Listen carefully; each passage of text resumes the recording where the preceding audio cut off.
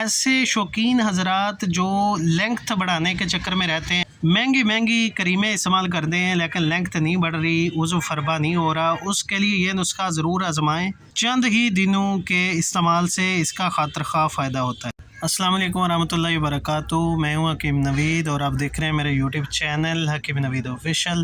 آج کا نسخہ بڑا انٹرسٹنگ ہے، دو ہی چیزیں، یہ دونوں چیزیں آپ کو کسی بھی پنسار کی دکان سے آسانی سے مل سکتی ہیں۔ لونگ کے بارے میں کافی لوگ پہلے بھی جانتے ہیں، یہ جمے ہوئے خون کو چلانے کے لیے، چپکی ہوئی رگوں کو کھولنے کے لیے بہترین کام کرتا ہے۔ گلیسرین سکن کو نرم کرتی ہے، صفائی کرتی ہے، سکن کو سٹیم کرتی ہے۔ بنانے کا طریقہ بڑا آسان ہے، لگانے کا آسان۔ اگر آپ میرے چینل پر نئے ہیں تو میرے چینل کو سبسکرائب کریں، ساتھ کے بیل آئیکن کو دبا دیں تاکہ اس طرح کے مفید نسخہ جات سب سے پہلے آپ کو ملتے رہیں۔ تو اس نسخے کا فائدہ سب سے پہلے بتاتے ہیں۔ مٹھل لوگ جن کا عضو پیچھے کی طرف ٹھک چکا ہو، قلم کی طرح پتلا ہو چکا ہو، شادی شدہ حضرات جو کمزور ہوتے ہیں، جماع سے ڈرتے ہیں، شریک حیات کے سامنے ان کا سر نیچا رہتا ہے، ان کے لیے یہ نسخہ بہترین ہے۔ وہ اب فل جوانی کے مزے لینے کے لیے تیار ہو جائیں۔ یہ نسخہ ان کے لیے خاص الخاص ہے۔ ایسے لوگ جو شادی کے نام سے ڈرتے ہیں، لوگ اس نسخے کا ضرور استعمال کریں۔ بنانے کا طریقہ بڑا آسان ہے۔ 1 چمچ لینا ہے گلیسرین